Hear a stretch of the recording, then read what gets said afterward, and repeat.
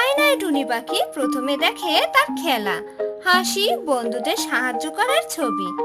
তারপর হঠাৎ দেখায় আগের দিন সে বন্ধুর খেলনা ভেঙে ফেলেছিল আর বলেছিল আমি করিনি।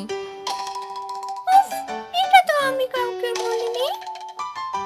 তুমি খুব ভালো টুনি পাখি, কিন্তু ভুল রাখতে গেলে হৃদয় ভারী হয়। আমি কি এটা ঠিক করতে পারি?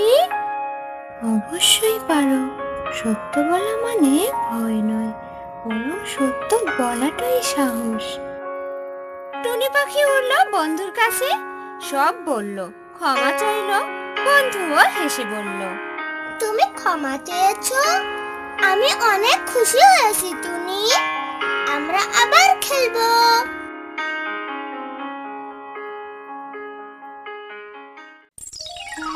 তুমি এখন সত্যিকারের সাহসী।